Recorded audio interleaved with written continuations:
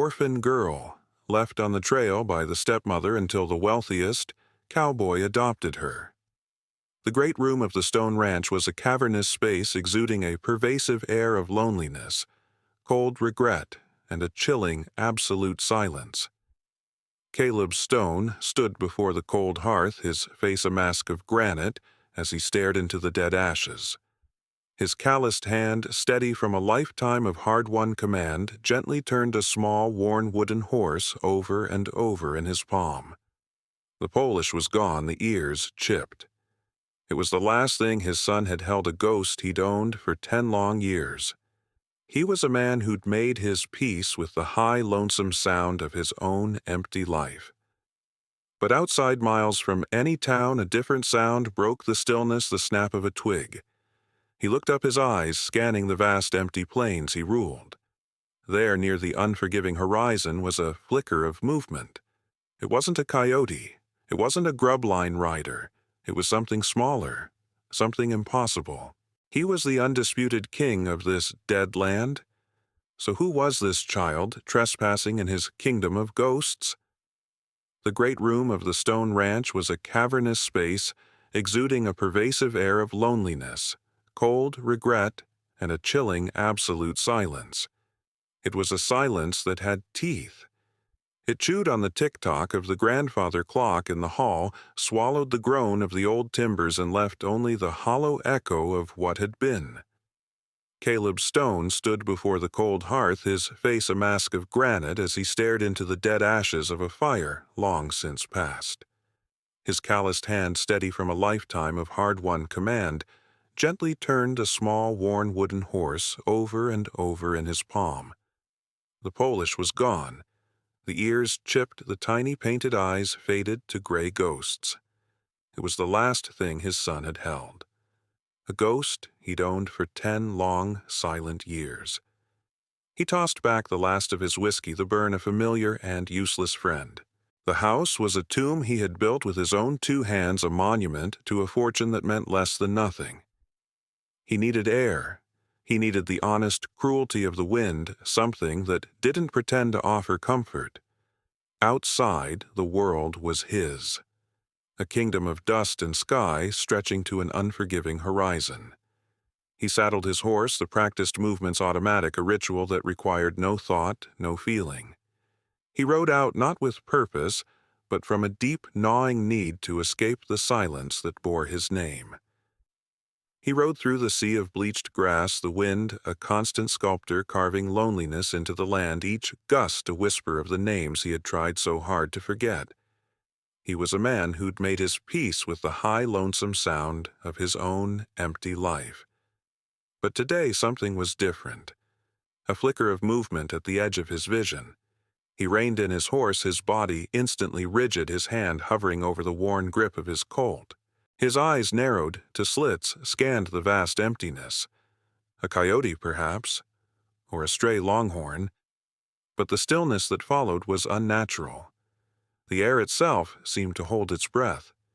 He dismounted, his boots sinking into the parched earth with a soft crunch. He was the only law in these parts, the only soul for 50 miles. Yet he felt the undeniable prickle on his neck of being watched. He moved forward, silent as a predator, and then he saw it. A footprint. It wasn't the boot track of a grub-line rider or the moccasin print of a native scout. It was small, impossibly small, barefoot and etched into the dust with a desperate clarity. A child's. A cold dread, sharp and unwelcome, coiled in his gut. This was wrong. This was a violation of the natural order of his desolate world. Children did not exist here. They were a memory, a ghost, a story from another life. He drew his pistol, the click of the hammer a sharp crack in the oppressive silence. A trap, a new kind of bait laid by desperate men. He followed the tracks, his instincts screaming. They staggered, weaving from one patch of scant shade to the next, the tracks of a thing fighting to live step by agonizing step. They led him to a small rocky outcrop, a pathetic defense against the tyranny of the sun. And there she was. She was a girl no older than 7 or 8, her dress a tattered rag, her hair a wild, sun-bleached mane. She wasn't crying. She wasn't calling for help. She was on her knees, her small dirt-caked hands furiously digging at the base of a thorny yucca plant, her face a mask of fierce, feral concentration. She was hunting for a drop of moisture, a single taste of life. A survivor. The sight struck him with the force of a physical blow, knocking the air from his lungs. He lowered his pistol, the weapon suddenly feeling clumsy and obscene in his hand. He made a sound, an unintentional rasp in his throat, and her head snapped up. Her eyes wide and startlingly blue and her sun-darkened face fixed on him. They held no plea, only a defiant, cornered animal terror. She scrambled backward, clutching a sharp piece of flint like a dagger. "What are you doing on my land?" Caleb's voice was a low growl, rougher than he'd intended. The girl said nothing. She only watched him, her small chest rising and falling in ragged breaths. "Where are your people?" he demanded, taking a step closer. A single word escaped her cracked lips, a sound like dry leaves skittering across stone. "Gone. Gone." The word hung in the air between them, an epitaph. He saw it all then, the sunburnt skin peeling on her shoulders, the feverish glint in her eyes, the tremor in her tiny hands. She was dying, and she was refusing to do it quietly.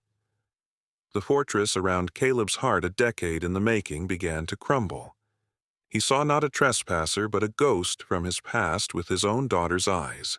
He cursed a low, savage sound, aimed at the sky, at God, at the whole damn world.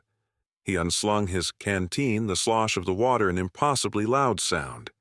He uncorked it and held it out. "Water," he said. It wasn't a request. It was a command. She stared at the canteen, then back at him, her mind racing with a calculation of trust versus thirst. Slowly, agonizingly, she crawled forward. She snatched the canteen from his hand and drank deep and desperate water, spilling down her chin and onto the dust, turning it to dark mud. She never took her eyes off him. When she was done, she threw the half-empty canteen back at his feet. A challenge, an act of pride in the face of oblivion. Caleb stared down at the girl, at this impossible, defiant spark of life.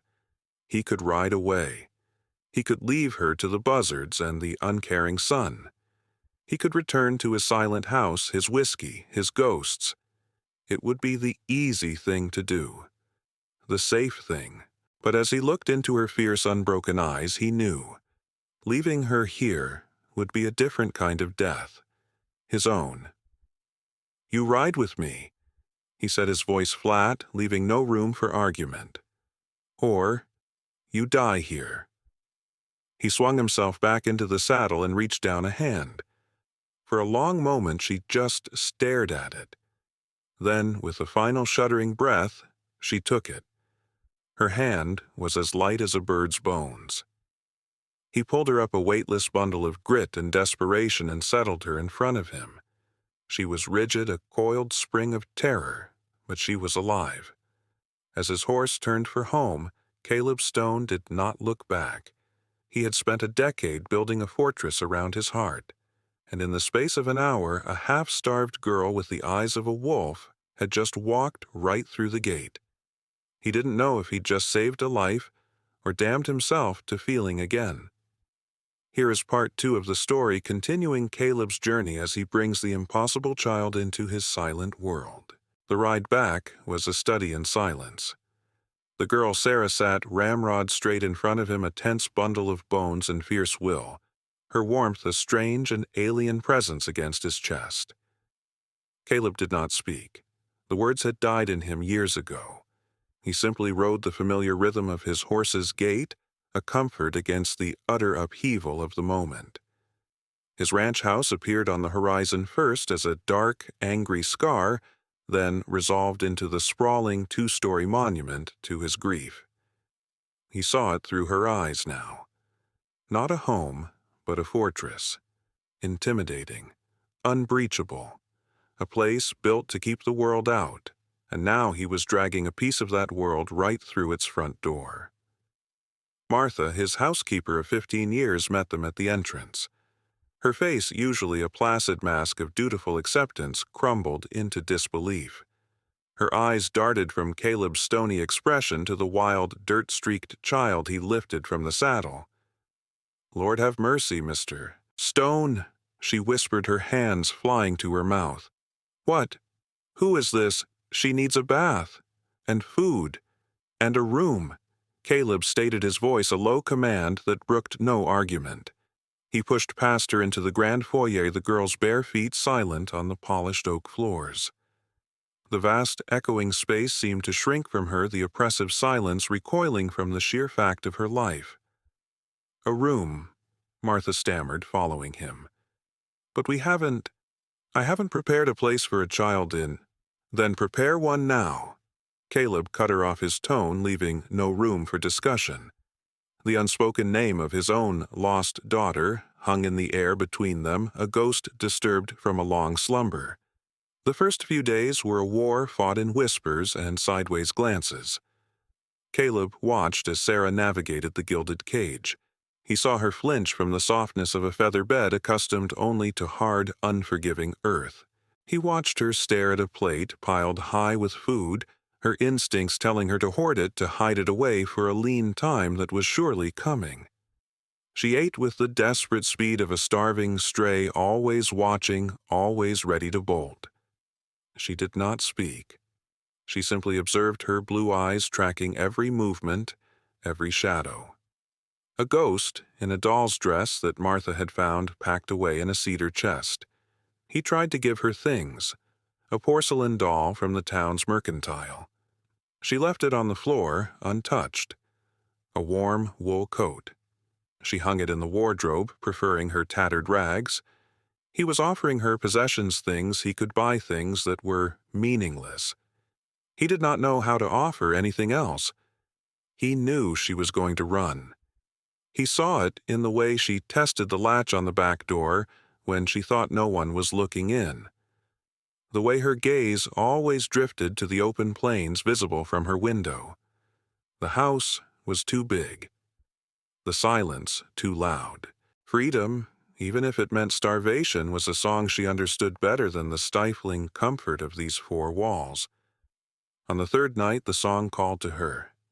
Caleb woke with a start, a cold dread gripping his heart. The house was too quiet.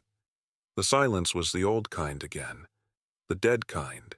He shot out of bed, grabbing the lantern by his door, his bare feet pounding down the hallway to her room. Empty. The bed was made. The window was open, a small set of dusty footprints on the sill. Panic, raw and absolute, seized him. It was a feeling he hadn't allowed himself to feel in a decade, a venomous echo of the worst day of his life. He wasn't a wealthy rancher anymore. He was just a man who had lost another child. He was dressed and on his horse in minutes, tracking her by moonlight as if she were a wanted man. The trail was pitifully easy to follow. She was just a child running from a life she couldn't comprehend, running toward a death she knew all too well. He found her not 2 miles from the house, huddled behind a cluster of sagebrush, shivering in the cold night air, her small face streaked with tears of frustration. He dismounted slowly, his shadow falling over her. She looked up, her defiant mask finely broken, her eyes shining with unshed tears. "What did you think you were doing?" His voice was a harsh rasp, the fear making it raw. She hugged her knees, her voice a tiny whisper. "It's too big." It was the simplest, most honest thing he had ever heard. The house, the silence, the ghost of his past, all of it too big. He knelt in front of her, the hard-packed earth cold against his knees. "Out there is death," he said, his voice softer now. "I know it feels like a prison, but in there is a chance." He didn't know what else to say. He was a stranger to comfort, a foreigner in the land of feeling. He simply held out his hand. After a long moment, she took it. The next afternoon, he led her not to the grand house, but to the stables. He brought out an old, gentle pony, its coat the color of dusty twilight. He lifted her onto its back without a word. She was stiff at first, her small hands gripping the saddle horn with white-knuckled intensity. Caleb took the reins and began to walk, leading the pony in a slow circle around the corral. The sun was warm on their shoulders. The only sound was the soft clopping of hooves and the gentle creak of leather. And then he saw it, a tiny, hesitant curve at the corner of her lips. It grew slow and tentative until it broke into a real, breathtaking smile. It was the first one he had ever seen from her. It was like watching the sun rise after a decade of night. In that moment, she wasn't a stray. He wasn't a jailer. They were just a man and a child and a horse standing under the vast open sky, taking the first terrifying step toward home. Of course, the storm clouds gather on the horizon as the past comes to claim its due. Here is part 3. The seasons began to turn, and with them the world of Caleb Stone. The silence in the great house was no longer the hollow echo of a tomb, but a quiet, breathing thing punctuated by the soft scuff of small feet, and on rare occasions the bright, crystalline sound of a child's laughter. That sound was a miracle. Each time he heard it, it was like a shard of ice melting in his frozen heart. Sarah was transforming. The feral hunger in her eyes was being replaced by a cautious curiosity. The sun had browned her skin, and her hair, once a tangled mat, was now brushed and tied back with a simple ribbon by Martha. She was still a wild thing, more comfortable in the stables than the parlor, but she was a wild thing that was learning to trust. One evening, Caleb sat with her by the fire, a worn primer open on his lap. He pointed a calloused finger at the black ink. C-A-T, he said, his voice a low rumble. Sarah, leaning against his side, whispered the sounds.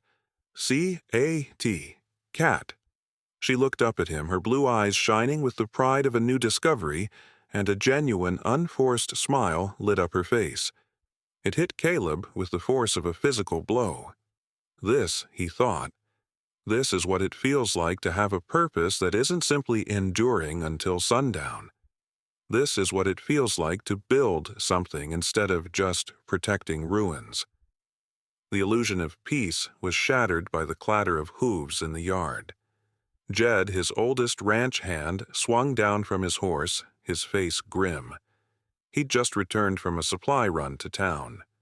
Boss Jed said, twisting the brim of his hat in his hands, "There's talk in town. A woman. Newcomer." Caleb felt a familiar coldness seep into his bones. He stood slowly, putting himself between Jed and the girl by the fire. "What kind of talk?"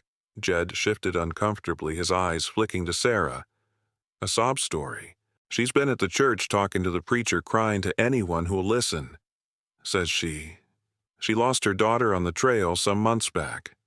Says she's been searching ever since." The primer slipped from Caleb's lap and hit the floor with a soft thud. He didn't need to hear a name. He didn't need a description. He knew with the gut-deep certainty of a man who has seen the devil's work before that the past had come calling. Later that night, he found Sarah in her room, not sleeping but staring out the window at the vast, dark plains. He knelt beside her, the floorboards creaking under his weight. "Sarah," he began, his voice strangely tight. "We need to talk. There's a woman in town." He didn't have to say another word. He saw the transformation happen before his eyes. The light in her face extinguished. The cautious trust vanished, replaced by the old, familiar terror.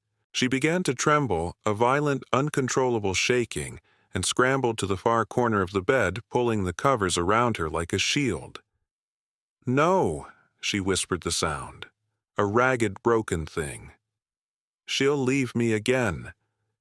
The words were a knife in his gut. He had fought to save her from the wilderness, only to realize the most dangerous predator had a human face and a story full of tears. The next day, he rode into town alone. He needed to see this for himself. He found her easily. She was holding court on the steps of the Mercantile, A small, sympathetic crowd of townswomen gathered around her.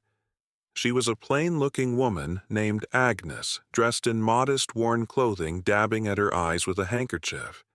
She looked like a victim. She looked pathetic and heartbroken. Caleb watched from across the street unseen. He watched her weave her tale, her voice breaking at all the right moments. He saw the town's pity wrapping around her like a warm shawl. He saw the web she was spinning, a sticky, poisonous thing made of pity and lies. And his girl, his Sarah, was the fly she intended to catch. His fury was a cold, silent thing. This was not a fight that could be won with a gun. This was a war of whispers, and he was already losing. He returned to the ranch as dusk was bleeding across the sky, the world painted in shades of bruised purple and angry orange. He had a decision to make. He could take Sarah and ride disappear into the territories where his name and his money meant nothing. He could run, or he could fight. He found Sarah in the stables whispering to the old pony, the only creature she seemed to truly trust. She looked up as he approached, her eyes wide with the question he knew he had to answer. Before he could speak, the sound of an approaching wagon echoed from the main road. It wasn't one of his. It was a buckboard carrying two men. The preacher, his face a mask of pious certainty, and the town sheriff, his expression grim and reluctant. They had come for her. The battle was no longer in the shadows. It was here on his doorstep. And the shadows of the past were about to swallow them all. Here's part 4, the dramatic heart of the story where the battle for Sarah's future is fought in a court of whispers and lies. The sheriff and the preacher stood on his porch, their faces grim in the dying light, and Caleb knew the time for hiding was over. He had not built an empire by running from a fight. She has a right to be heard. Caleb the preacher said, his voice smooth with a practiced piety that grated on Caleb's soul. The woman is grieving. The town demands it. The town can demand what it likes. Caleb's voice was low, a rumbling threat. The girl stays here. Then it'll look like you're holding her against her will. The sheriff added, his tone more weary than accusatory. It'll get ugly.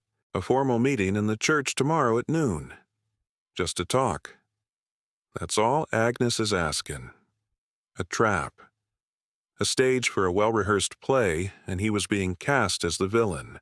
But to refuse was to prove their point. He gave a single sharp nod. We'll be there. The ride into town the next day was a funeral procession. Sarah sat in front of him, a small, rigid statue of terror, her face pale, her eyes fixed on the horizon. Caleb could feel her trembling, and the rage inside him was a cold, killing thing. He had pulled this child from the jaws of death, had watched a fragile smile begin to bloom on her face, and now he was leading her back into the arms of the monster who had left her there. The church was packed. It seemed the entire town had come to witness the spectacle, their faces a sea of morbid curiosity and righteous judgment. The air was thick and cloying, smelling of sweat, old hymnals and hypocrisy. Agnes sat at the front, flanked by the preacher and two of the town's most pious matrons. She was the very picture of wronged motherhood, her face pale and tear-streaked. A serpent coiled in the house of God. Caleb and Sarah took a bench at the back. Alone, an army of two. The preacher cleared his throat and the room fell silent. We are gathered today, he began, his voice echoing in the rafters, to address a matter of the heart. A mother's love, a lost child, and a misunderstanding. Agnes rose, her movements slow and full of a practiced sorrow. Thank you, Reverend, she whispered, her voice a fragile, trembling thing. She turned to the crowd, her eyes overflowing with manufactured tears. I'm not here to cause trouble. I'm a simple, heartbroken mother who, by the grace of God, has found her lost lamb. Her gaze fell on Caleb, and it was filled with a look of profound pity that made his blood run cold. I know Mr. Stone is a good man, she sobbed, a lonely man haunted by his own terrible ghosts. I understand why he would seek to capture my poor Sarah to soothe his own broken heart. But is that a home? Or is it a cage built of grief? I only ask for what is right. I only ask for my child back. A murmur of sympathy rippled through the crowd. They were eating from the palm of her hand. Caleb stood, his own voice sounding harsh and cold in the emotionally charged room. The girl was half dead when I found her. She is my legal ward now. She is safe. She is cared for. That is more than you ever gave her. He frightens her, Agnes cried out, pointing a trembling finger. Can't you see the fear in her eyes? He has bought her with trinkets, but he cannot buy her love. She belongs with her mother. The crowd was turning their faces, hardening against him. He was losing. He had power. He had money. But in this room, he had no voice that they would hear.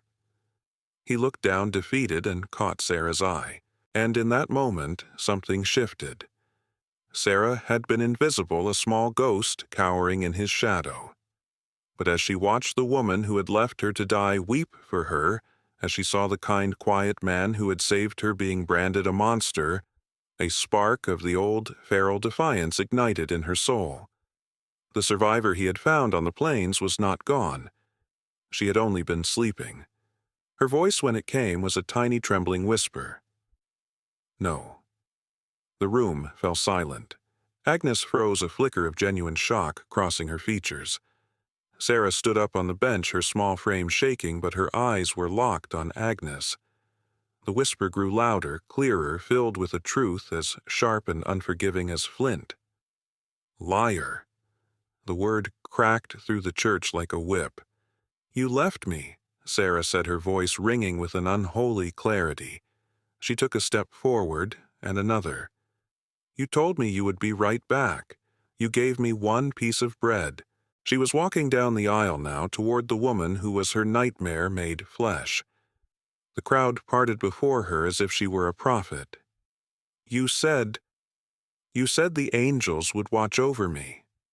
Sarah's voice broke on a sob, but she did not stop. You said the wolves were kinder than people. You told me not to cry.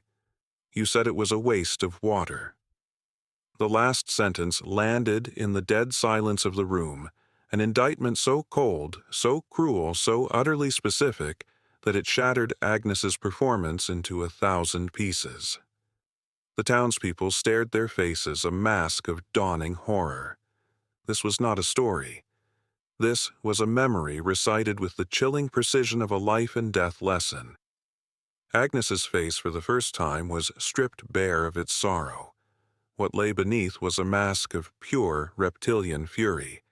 The serpent had shed its skin.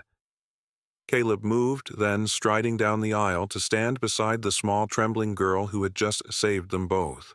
He placed a hand on her shoulder, a silent, unshakable wall of protection. He looked at Agnes, his eyes as cold and hard as the stone of his name. The show was over. Now came the reckoning. Here is part 5, the story's powerful reckoning and its emotional turning point.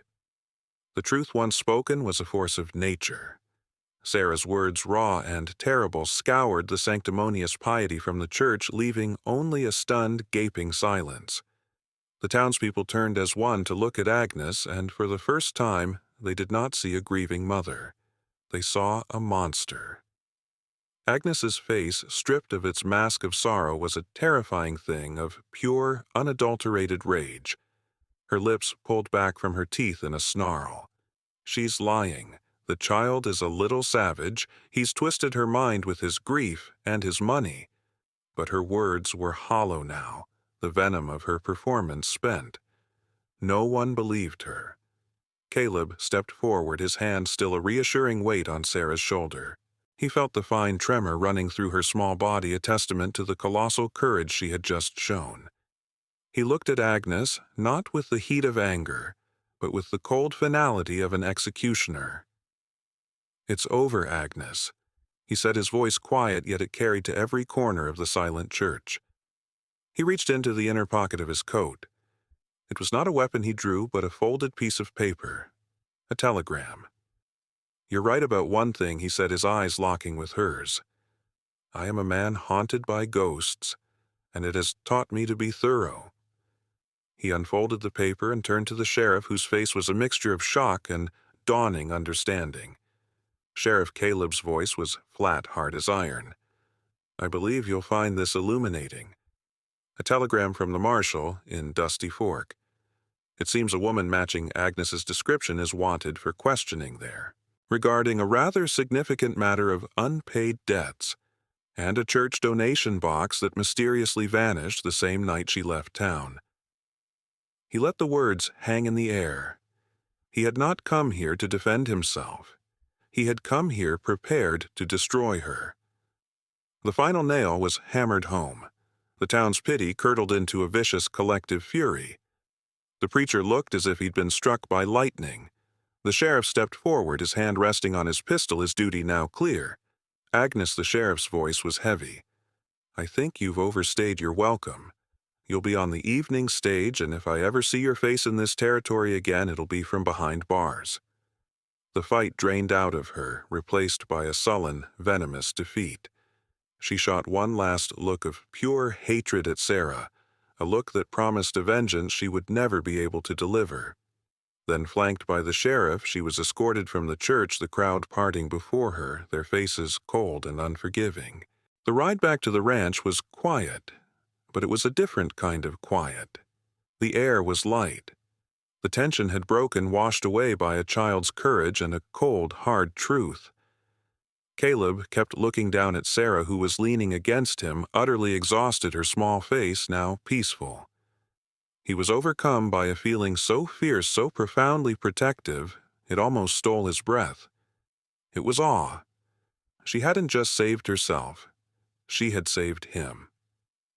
That evening, small tokens of apology began to arrive from the town. A freshly baked apple pie from a woman who had been Agnes's loudest supporter. A hand-carved toy bird from the carpenter. Small gestures of a town waking from a spell trying to mend the fences of their own poor judgment. Later, the great house was still. A real fire now danced in the hearth, casting a warm, living glow on the walls. Caleb was staring into the flames, the old wooden horse resting on the mantelpiece beside him. He felt the ghost of his son, but for the first time the memory was not just a stab of pain. It was a gentle, bittersweet echo softened by the new living presence that filled his home. He heard a small sound and turned. Sarah stood in the doorway, wrapped in a quilt, her feet bare. She looked small and fragile in the vast, firelit room. She walked toward him, her steps hesitant. She stopped before him, her eyes searching his face. "Caleb," she asked, her voice soft. It was the first time she had used his name. He turned fully to face her, his heart aching with an emotion he couldn't name. She looked from his face to the fire, then back again, her small brow furrowed with the weight of a monumental question. Are you my pa now?" The words, so simple, so direct, shattered the last of his defenses. The granite wall he had built around his heart for a decade crumbled into dust.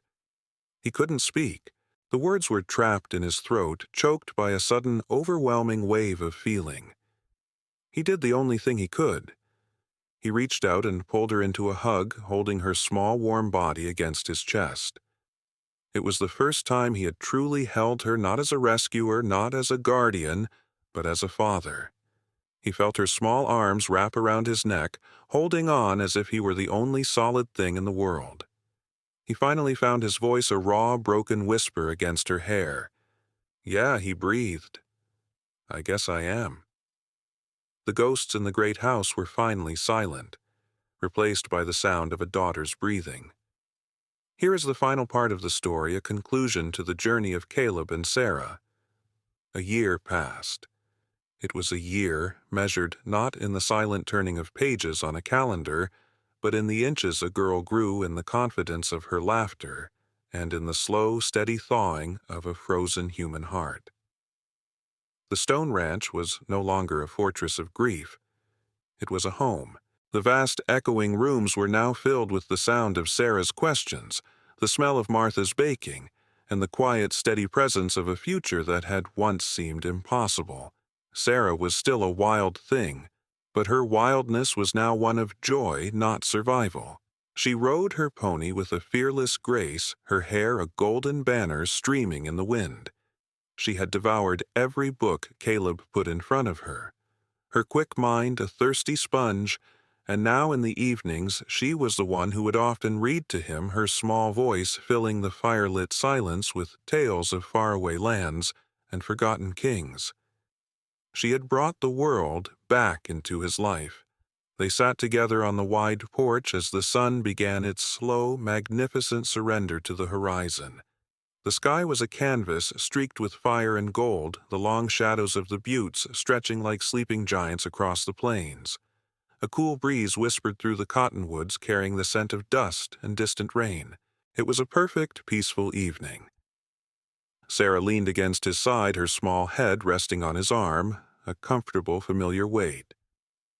She pointed a small finger toward the vast expanse of land that rolled out before them, painted in the impossible colors of dusk. "Look, Pa," she said, her voice soft with wonder. "The whole world is on fire." Caleb looked out at the blazing sky, and a slow, genuine smile touched his lips. He thought of all the destructive fires of his past, the fever that had taken his family, the burning anger in his heart, the hate-filled eyes of the mob in town. "That, it is little one," he replied, his voice a low, gentle rumble. "A good fire this time." They sat in a comfortable silence for a long while, watching the colors deepen, listening to the first chirp of the crickets. The old wooden horse, the ghost he had carried for a decade, sat on the porch rail beside them, its chipped paint, seeming less a mark of sorrow and more a testament to a love that had endured. It was no longer a symbol of what he had lost, but a bridge to what he had found. Sarah looked up at him, her blue eyes reflecting the last of the day's light. "Is it all ours forever?" He put his arm around her, pulling her close. He looked out at the land, his land which had once been a kingdom of dust and memories. It was no longer empty. It was full of the promise of this small, resilient life beside him. All of it, he said, his voice thick with an emotion that no longer frightened him. As far as you can see, our home. He had once been the king of a dead land, a ruler of ghosts. Now he was just a man on a porch watching the sunset with his daughter, and he was, for the first time in a very long time, finally home.